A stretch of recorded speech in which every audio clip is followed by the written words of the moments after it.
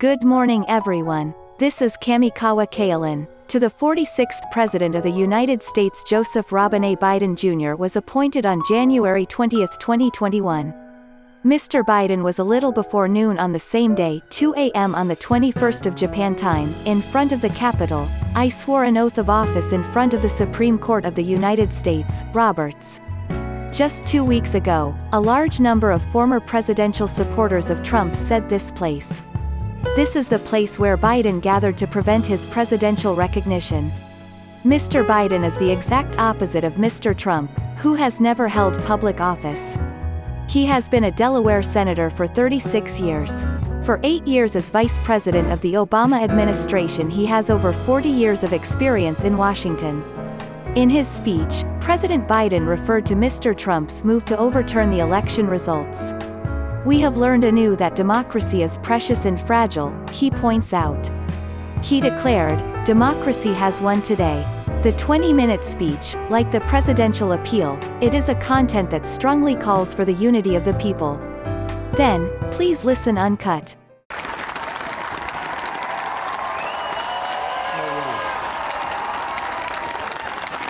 Chief Justice Roberts, Vice President Harris,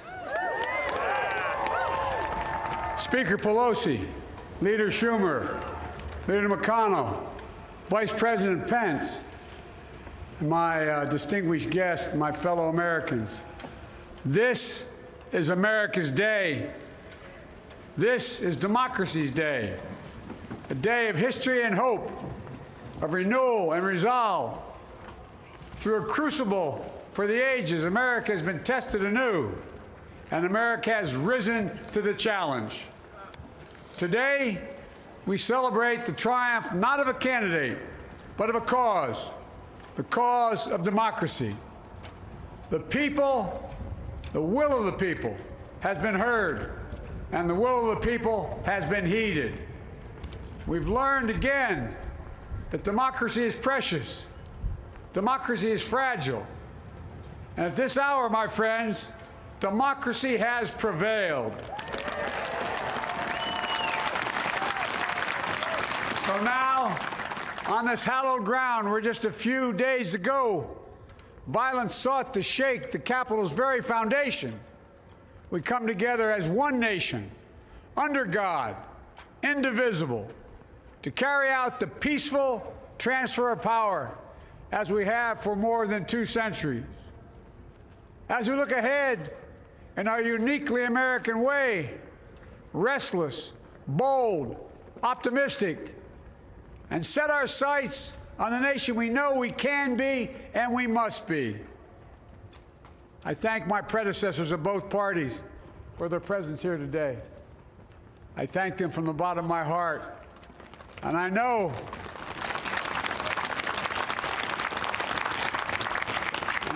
the resilience of our Constitution and the strength of our nation, as does President Carter, who I spoke with last night, who cannot be with us today, but whom we salute for his lifetime in service. I've just taken the sacred oath each of those patriots have taken, the oath first sworn by George Washington.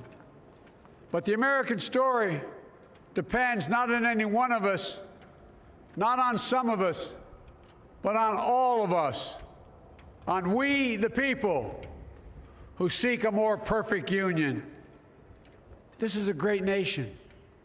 We are good people. And over the centuries, through storm and strife, in peace and in war, we've come so far. But we still have far to go. We'll press forward with speed and urgency, for we have much to do in this winter of peril and significant possibilities. Much to repair, much to restore, much to heal, much to build, and much to gain.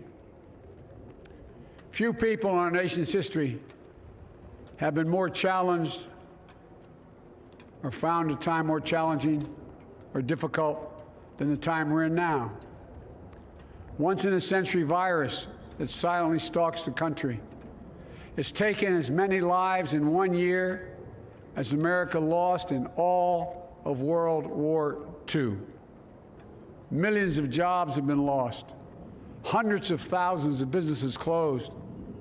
A cry for racial justice, some 400 years in the making, moves us. The dream of justice for all will be deferred no longer. A cry for survival comes from the planet itself, a cry that can't be any more desperate or any more clear. And now, a rise of political extremism, white supremacy, domestic terrorism that we must confront and we will defeat. To overcome these challenges, to restore the soul and secure the future of America, requires so much more than words. It requires the most elusive of all things in a democracy: unity. Unity. In another January, on New Year's Day in 1863, Abraham Lincoln signed the Emancipation Proclamation. When he put pen to paper, the president said, and I quote, "If my name ever goes down into history, it'll be for this act, and my whole soul is in it." My whole soul is in it. Today, on this January day, my whole soul is in this, bringing America together, uniting our people, uniting our nation. And I ask every American to join me in this cause.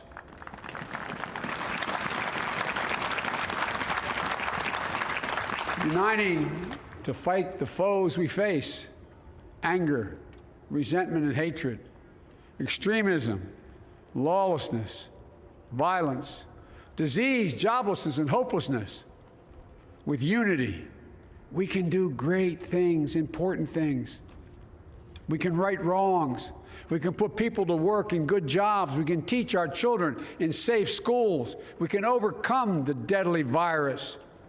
We can reward work and rebuild the middle class and make health care secure for all. We can deliver racial justice, and we can make America once again the leading force for good in the world.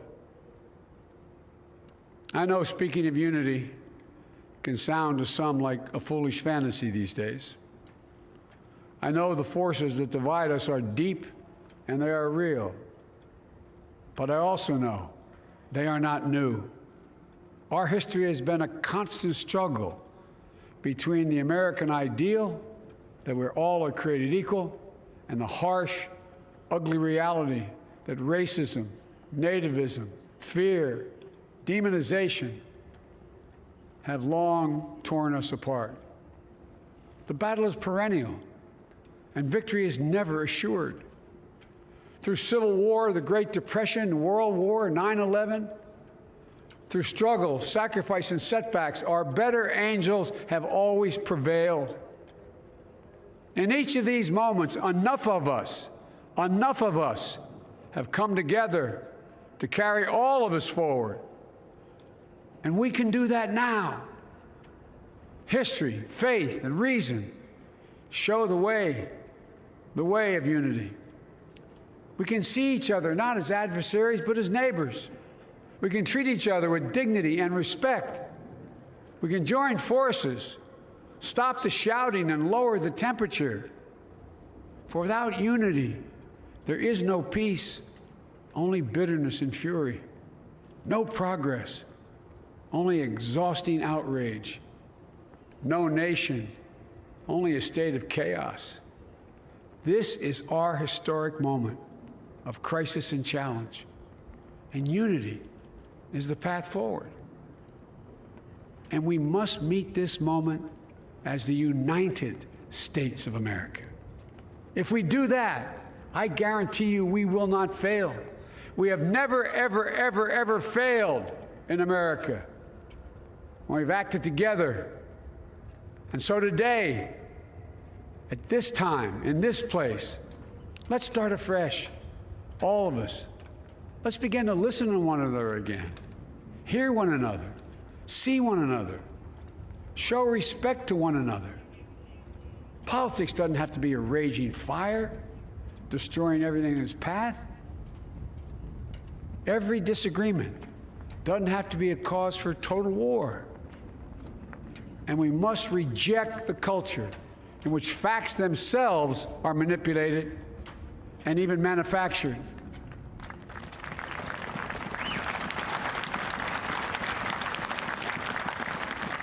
My fellow Americans, we have to be different than this. America has to be better than this. And I believe America is so much better than this. Just look around. Here we stand in the shadow of the Capitol Dome, as was mentioned earlier, completed amid the Civil War, when the Union itself was literally hanging in the balance. Yet we endured. We prevailed. Here we stand, looking out on the great mall where Dr. King spoke of his dream. Here we stand where 108 years ago, at another inaugural, thousands of protesters tried to block brave women marching for the right to vote. And today, we mark the swearing in of the first woman in American history elected to national office, Vice President Kamala Harris. Don't tell me things can't change. Here we stand across the Potomac from Arlington Cemetery, where heroes who gave the last full measure of devotion rest in eternal peace. And here we stand, just days after a riotous mob thought they could use violence to silence the will of the people, to stop the work of our democracy, to drive us from this sacred ground. It did not happen. It will never happen. Not today, not tomorrow, not ever. Not ever.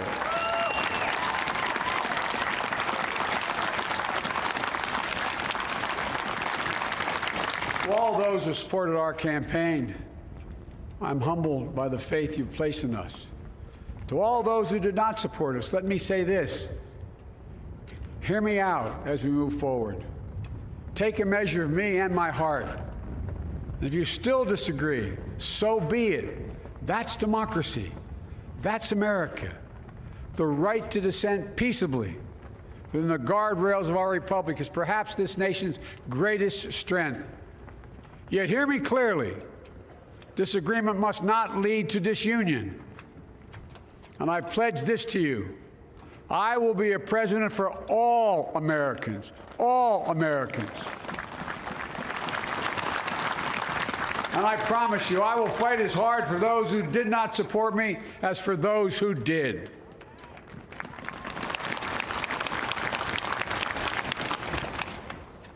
Many centuries ago, St. Augustine, a saint of my church, wrote that a people was a multitude defined by the common objects of their love.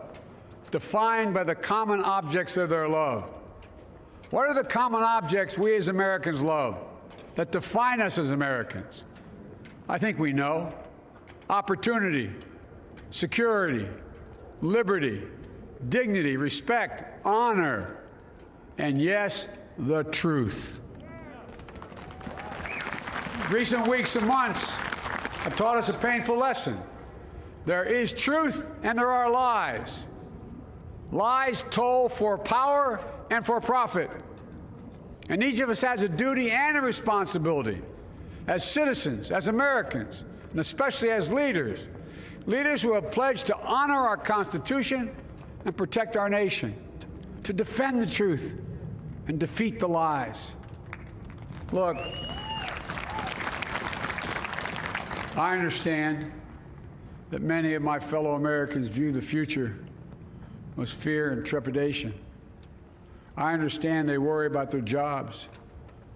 I understand, like my dad, they lay at bed at night, staring at the ceiling, wondering, can I keep my health care?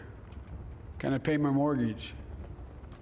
Thinking about their families, about what comes next. I promise you, I get it. But the answer is not to turn inward, to retreat into competing factions, distrusting those who don't look like you, or worship the way you do, or don't get their news from the same sources you do. We must end this uncivil war that pits red against blue, rural versus urban,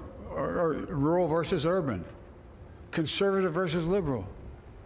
We can do this if we open our souls instead of hardening our hearts, if we show a little tolerance and humility, and if we're willing to stand in the other person's shoes, as my mom would say, just for a moment, stand in their shoes.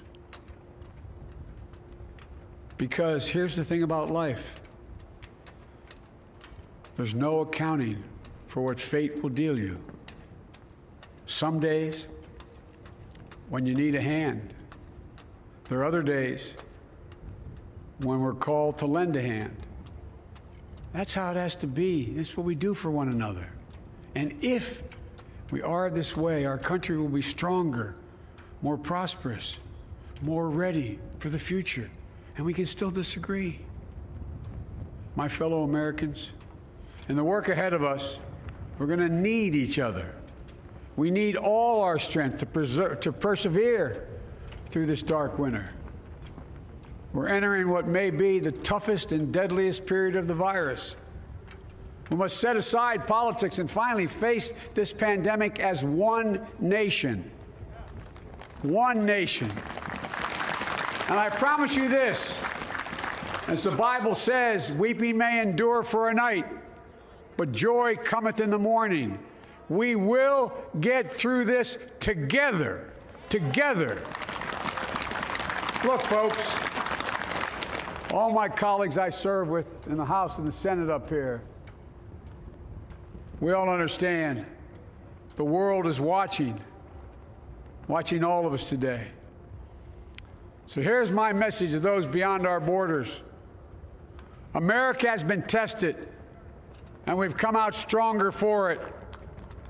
We will repair our alliances and engage with the world once again, not to meet yesterday's challenges, but today's and tomorrow's challenges. And we'll lead not merely by the example of our power, but by the power of our example.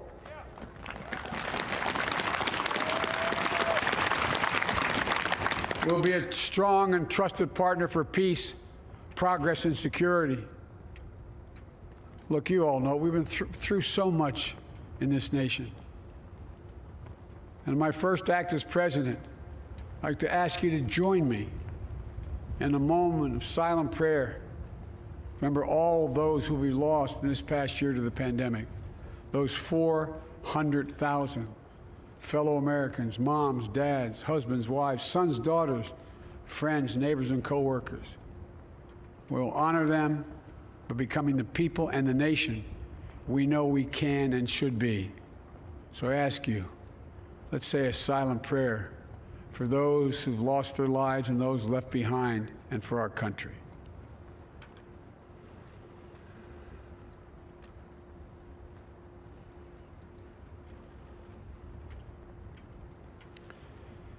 Amen. Folks, this is a time of testing. We face an attack on our democracy and on truth, a raging virus, growing inequity, the sting of systemic racism, a climate in crisis, America's role in the world. Any one of these would be enough to challenge us in profound ways. But the fact is, we face them all at once, presenting this nation with one of the gravest responsibilities we've had. Now we're going to be tested. Are we going to step up, all of us? It's time for boldness, for there's so much to do. And this is certain. I promise you, we will be judged, you and I, by how we resolve these cascading crises of our era. We will rise to the occasion is the question. Will we master this rare and difficult hour? Will we meet our obligations and pass along a new and better world to our children? I believe we must. I'm sure you do as well. I believe we will. And when we do, we'll write the next great chapter in the history of the United States of America, the American story. A story that might sound something like a song that means a lot to me. It's called American Anthem. There's one verse that stands out, at least for me, and it goes like this. The work and prayers of century have brought us to this day. What shall be our legacy? What will our children say? Let me know in my heart when my days are through.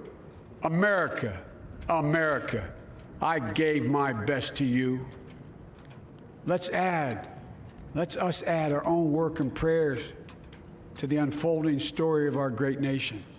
If we do this, then when our days are through, our children and our children's children will say of us, they gave their best, they did their duty, they healed a broken land.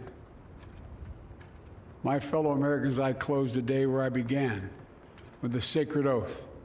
Before God and all of you, I give you my word. I will always level with you. I will defend the Constitution. I'll defend our democracy. I'll defend America. And I'll give all of you, keep everything I do in your service, thinking not of power, but of possibilities, not of personal interest, but the public good. And together, we shall write an American story of hope, not fear, of unity, not division, of light, not darkness, a story of decency and dignity, love and healing, greatness and goodness.